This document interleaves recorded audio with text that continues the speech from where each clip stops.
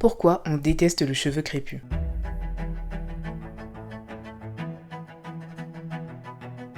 Il n'est pas sans savoir que pendant des siècles, le cheveu crépus fut l'objet de railleries et une honte pour certaines personnes le possédant. Mais d'où vient le problème et pourquoi subsiste-t-il encore aujourd'hui? Pour comprendre cela, il faut d'abord retracer l'histoire du cheveu crépus qui, tu verras, est assez complexe. On retrouve principalement le cheveu crépus en Afrique, une texture bien pratique sur le continent car ses boucles très resserrées densifient la chevelure et créent ainsi une barrière naturelle contre le soleil ou encore la poussière, absorbant également l'humidité présente dans l'air. Outre son aspect pratique et esthétique, il est également un élément central de l'identité de certains groupes ethniques africains. Le cheveu crépus servait de moyen pour communiquer sur son statut marital, son statut social, son ethnie ou encore son âge. Il pouvait également transmettre des messages subtils sur les croyances, la personnalité ou les événements de la vie d'une personne. Il était un élément identitaire, mais aussi un élément religieux, utilisé dans plusieurs rites et cérémonies religieuses où on y trouvait toute son importance. Le coiffeur avait ainsi un rôle sacré dans certaines communautés africaines. Il était perçu comme une personne de confiance qui s'occupait des heures, voire des jours de nos cheveux. Symbole de beauté, d'identité et de spiritualité, les Européens ont très vite compris lors de leur venue des mois conviviales que pour s'accaparer ces territoires et y affaiblir les peuples y résidents, il fallait aussi s'attaquer à leurs cheveux.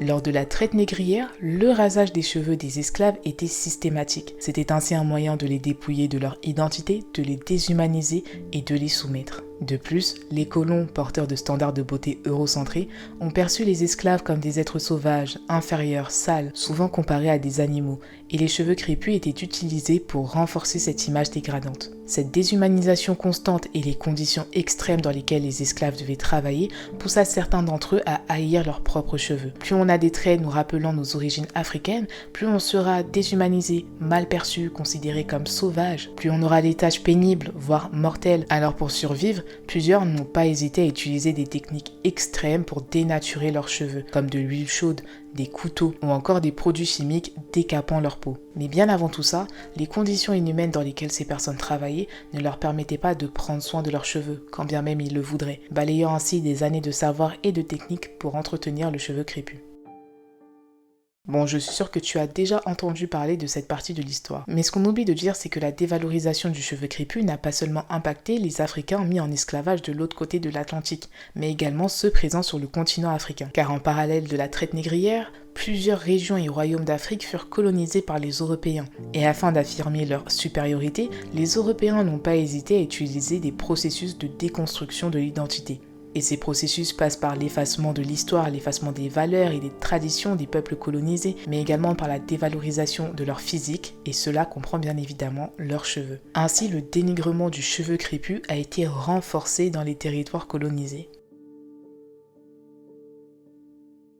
L'abolition de l'esclavage fut progressif en Amérique et dans les Caraïbes, mais c'est vraiment à partir du XVIIIe siècle que les mouvements abolitionnistes se sont intensifiés, remettant en question la légitimité de l'esclavage. Cette liberté qui s'est faite progressivement a notamment permis aux femmes noires affranchies de renouer un lien avec leurs cheveux, faisant de ces derniers un atout majeur de leur beauté en arborant des coiffures travaillées et élégantes. Des coiffures qui ne laissaient personne indifférent et encore moins Esteban Rodriguez Miró, gouverneur de la Louisiane, qui en 1785 établira la loi Tignon. Une loi imposant aux femmes noires de cacher leurs cheveux crépus avec une étoffe appelée tignon afin de continuer à maintenir les écarts sociaux et surtout d'éviter de faire de l'ombre aux femmes blanches. Alors bien évidemment, les femmes noires n'avaient pas d'autre choix que de respecter la loi, mais à leur façon, en utilisant des tignons colorés, attachés de façon élaborée et accessorisés avec des bijoux. Mais n'oublions pas que l'affranchissement de ces personnes n'était pas toujours synonyme de liberté. Les anciens esclaves ont fait face à de nombreuses difficultés pour s'intégrer dans une société raciste qui les attendait, et dans laquelle être noir et avoir les cheveux crépus n'était pas du tout la bienvenue.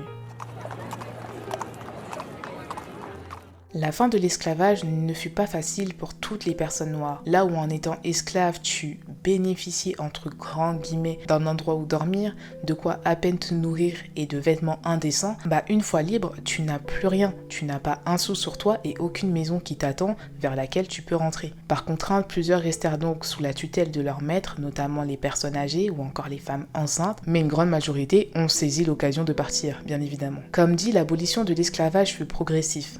Et dans les zones affranchies, la notion du bon cheveu et du mauvais cheveu n'avait pas quitté les esprits. Le texturisme et le colorisme restèrent extrêmement présents, s'enracinant même encore plus dans la communauté afro-américaine. Un bon noir était un noir à la peau claire, avec les cheveux se rapprochant le plus que possible du cheveu lisse, et ainsi pour se conformer à ce que cette société considérait comme étant un bon noir, plusieurs n'ont pas hésité à passer par des processus de dénaturation du cheveu et également de blanchiment de la peau. En pensant gagner le respect des personnes blanches en réalisant ces pratiques-là, en réalité, cela a amené aux moqueries de ces derniers. Cela se traduira notamment dans le Minstrel Show, un spectacle créé à la fin des années 1820 où des comédiens et musiciens blancs se noircissaient le visage afin de représenter de manière dégradante les personnes noires et également leur coiffure.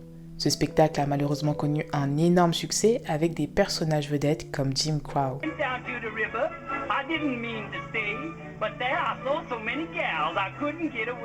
En attendant, les personnes noires au teint clair et aux cheveux non crépus jouissaient dans les États les plus libéraux d'un certain privilège dû à leur apparence et ils n'ont pas hésité à perpétuer ce privilège en créant une sorte d'élite au sein même de la communauté afro-américaine. Ce qui conduira par exemple en 1790 à la création du Brown Fellowship Society, une organisation créée par 5 hommes noirs à la peau claire, mettant en place un cimetière étant réservé aux personnes noires à la peau claire. D'ailleurs, petite fun fact qui en vrai n'est pas si drôle que ça, à cette époque, certaines personnes noires à la peau claire ressemblaient tellement à des blancs qu'ils ont décidé d'user de ce qu'on appelle l'usurpation raciale ou encore du passing en anglais, c'est-à-dire qu'ils ont complètement renié le fait qu'ils étaient afro-américains pour se considérer comme étant 100% blancs. Et attention, je ne pense pas que ces personnes le faisaient par pur plaisir, mais surtout pour des questions de survie afin d'avoir de meilleures opportunités dans cette société suprémaciste blanche. Par contre, n'allez pas penser que les personnes noires à la peau plus foncée et aux cheveux crépus allaient sagement se laisser dominer. Plusieurs ont au contraire défié toute autorité et ont eu une réelle ascension sociale, même si la plupart du temps, cela demandait de renier sa texture de cheveux. La dénaturation du cheveu crépus n'a cessé de se répandre, notamment au fin du 19e siècle, début 20e siècle, où les Afro-Américains furent totalement libres de l'esclavage. Fini la différenciation avec l'homme noir libre et l'homme noir esclave, tous sont libres et on voit même naître des générations qui n'ont jamais connu l'esclavage. Il y avait ainsi un espoir pour tous d'avoir une meilleure vie et de monter en grade dans cette société suprémaciste blanche. Et pour cela, les Afro-Américains, notamment de la classe moyenne, vont copier les styles vestimentaires, les comportements et les coiffures des personnes blanches. Non pas par envie d'être physiquement comme eux, mais par envie d'atteindre un nouveau rang social, de s'élever dans la société, d'avoir de meilleures opportunités professionnelles, financières, sociales.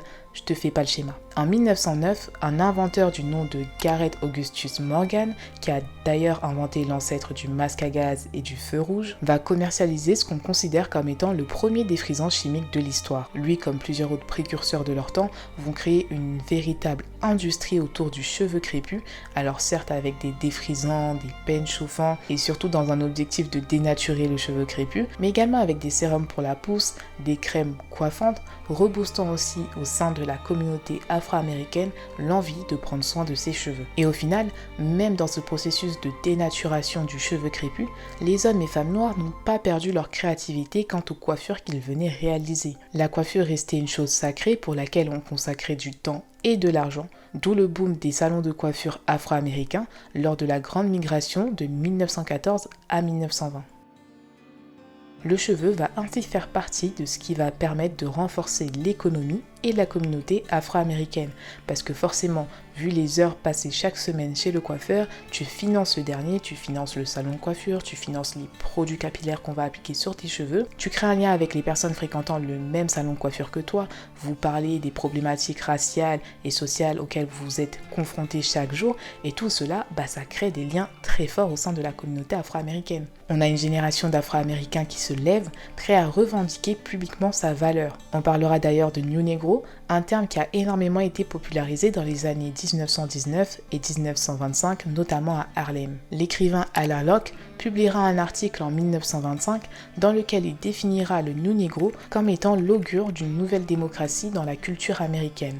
Cependant, ce mouvement du New Negro va énormément toucher l'aspect esthétique, un aspect qui va continuellement être dicté par les personnes light skin. Et quand je dis light skin, c'est le terme anglais pour dire personne noire à la peau claire. Ces personnes vont ainsi dicter à quoi doivent ressembler l'homme ou la femme noire idéale. On retrouvera bien sûr dans tous ces critères des standards de beauté européens qui vont se perpétuer de génération en génération. Par exemple, en 1945, un magazine dédié aux Afro-Américains appelé Ebony va voir le jour.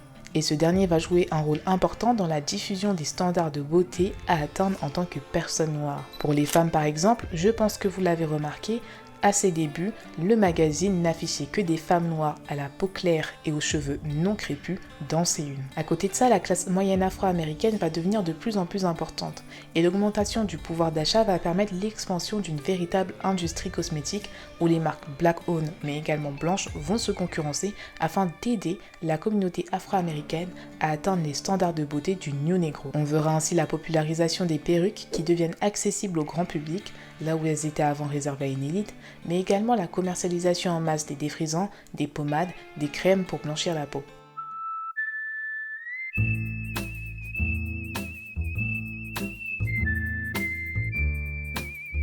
Les années 50 sont les années hollywoodiennes, les années de la pin-up girl, et les perruques et postiches vont permettre aux femmes noires de réaliser ces coiffures tendances sans avoir à trop manipuler leurs cheveux. Dans cette même période, en 1949, une femme de 29 ans travaillant dans une société de production de perruques va essayer de trouver une alternative à certaines contraintes de la perruque. Déjà, les perruques n'étaient pas sécurisées comme aujourd'hui, elles pouvaient donc facilement tomber, et je pense que ça devait énormément chauffer le crâne. Comme aujourd'hui d'ailleurs. Elle va ainsi développer l'idée de coudre les extensions directement sur un filet et de coudre tout cela directement sur les nattes collées de ses clientes.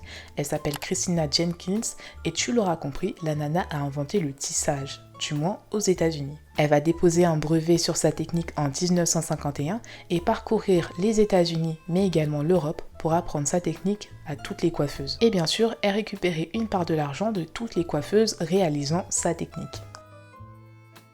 Mais depuis plusieurs années, beaucoup de personnes s'indignent de toutes ces inventions et techniques pour dénaturer le cheveu crépus et alimenter cette société raciste et coloriste.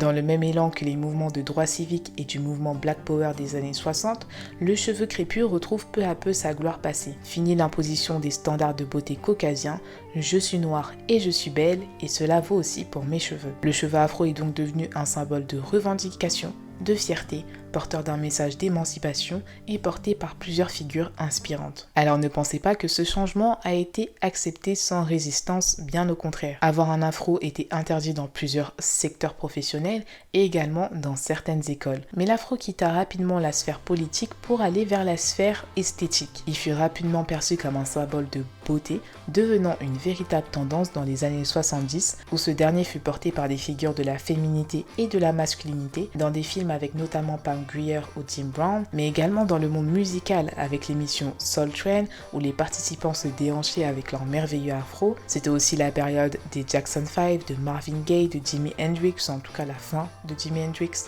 dans les années 70, de Edwin Starr, de Roberta Flack, The Commodores. Et très vite, l'industrie cosmétique a dû s'adapter en proposant des produits capillaires ou des perruques pour avoir un joli afro.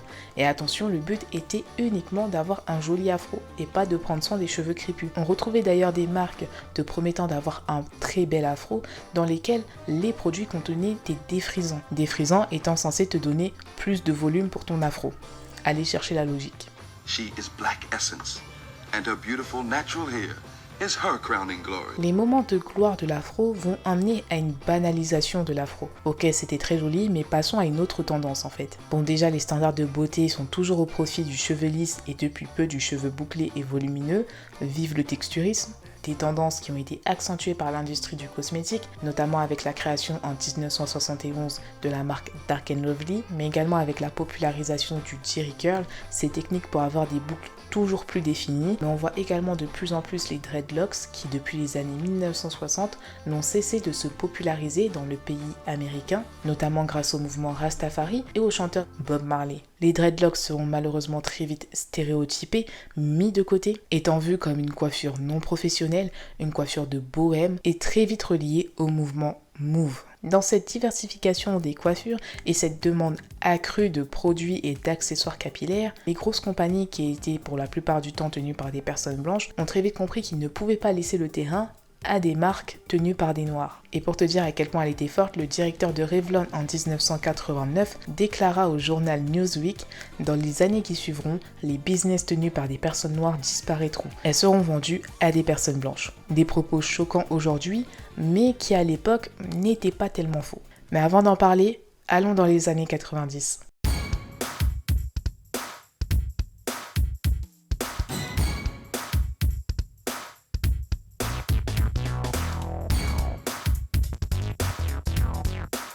Les années 90, c'est vraiment les années des célébrités, des gossips, de l'extravagance et des couleurs. Et l'essor des célébrités afro-américaines, du hip-hop, du R&B et du rap vont vraiment permettre d'intensifier cette diversification des coiffures. Les braids sont popularisés, notamment grâce à Janet Jackson dans Poetic Justice ou Brandy dans Moesha. Les perruques colorées asymétriques font un boom avec Lil Kim ou Mary J. Blige. Les coiffures courtes à la Missy Elliott et les tissages sont à leur prime, même si les mèches humaines restent réservées à une certaine élite, coûtant encore extrêmement cher.